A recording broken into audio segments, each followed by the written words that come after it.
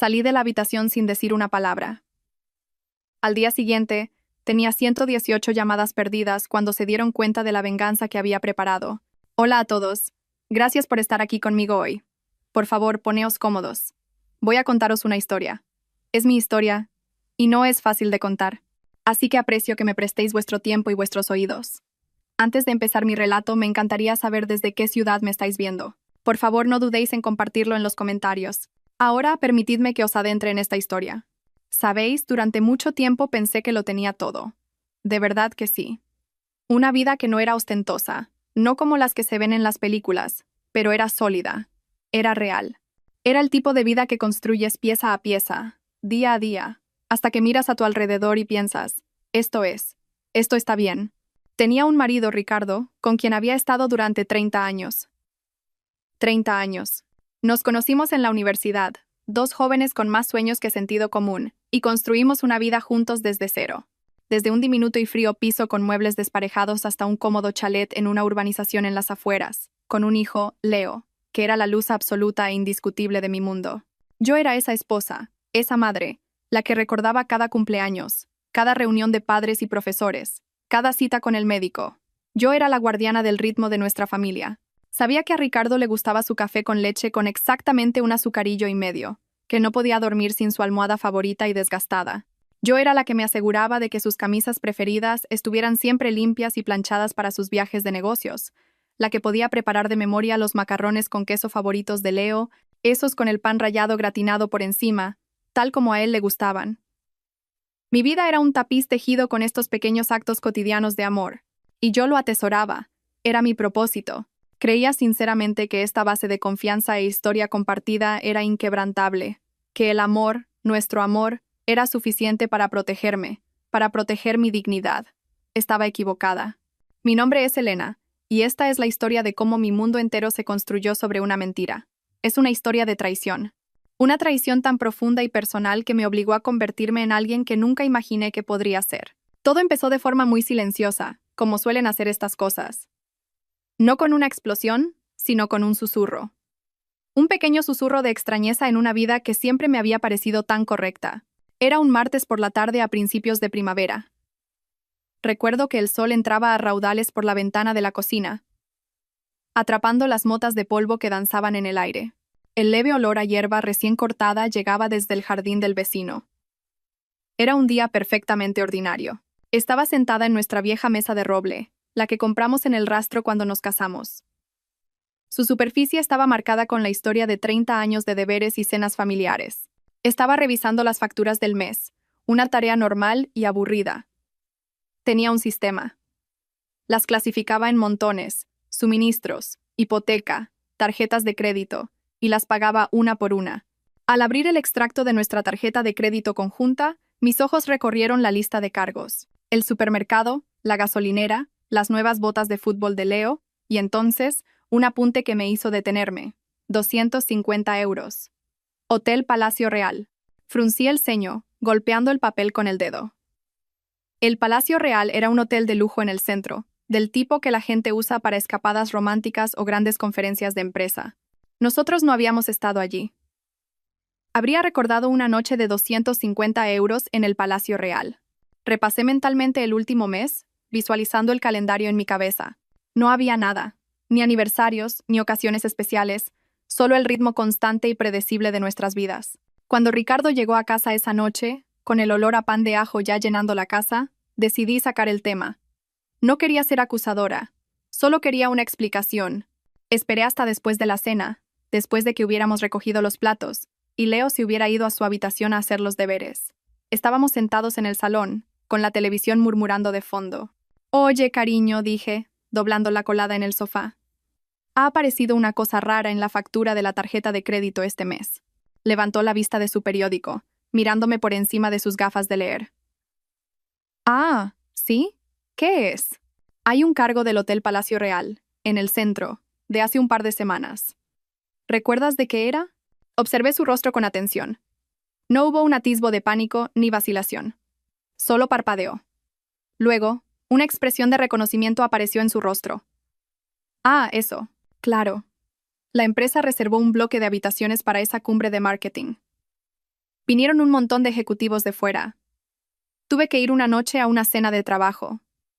Dobló el periódico y lo dejó a un lado. No te preocupes, el cheque del reembolso ya está en camino. Probablemente se me olvidó pasar el informe de gastos enseguida. Sonaba tan plausible, tan sencillo. Era una explicación perfectamente razonable, y yo quería creerle. Era una esposa que confiaba en su marido.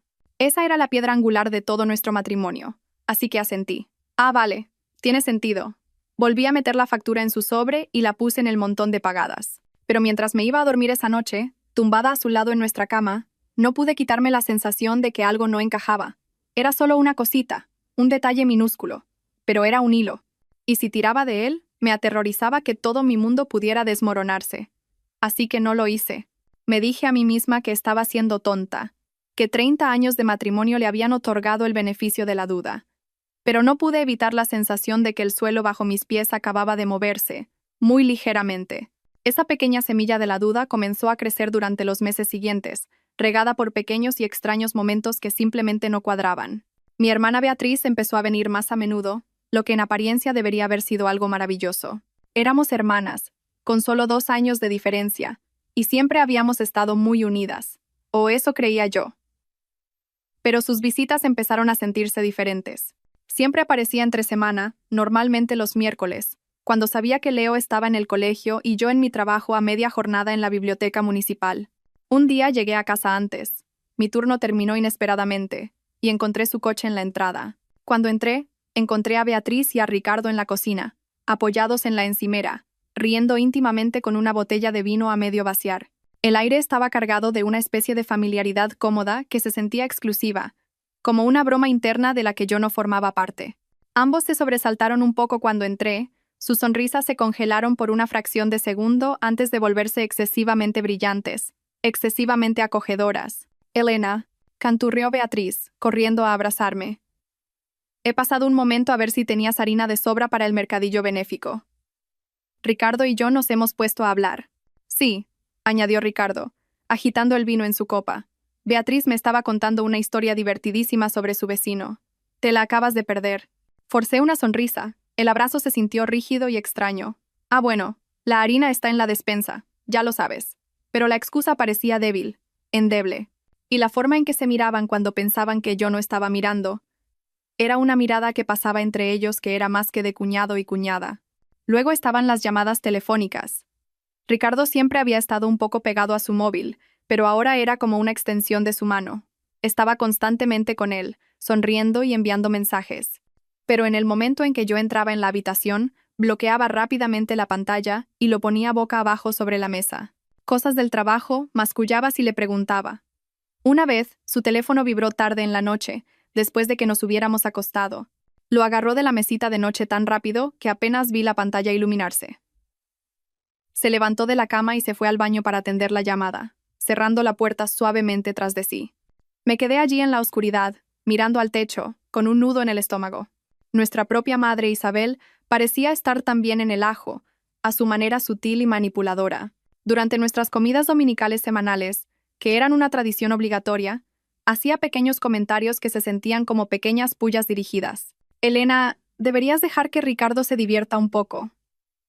Decía si yo mencionaba que había salido hasta tarde con clientes 2 veces esa semana. Un hombre con su nivel de presión en el trabajo necesita una válvula de escape. No seas una de esas esposas controladoras. Otra vez, cuando mencioné que Beatriz parecía estar gastando mucho dinero últimamente en ropa nueva, mi madre simplemente sonrió finamente y dijo, bueno, es bueno verla disfrutar de la vida. Una mujer debe cuidarse. El mensaje subyacente siempre estaba ahí. Ricardo y Beatriz no podían hacer nada malo. Y si yo tenía un problema con ello, el problema era yo. Sentía que me estaba volviendo loca. Intenté hablarlo con Ricardo una vez suavemente. Estábamos en el coche volviendo a casa del cine.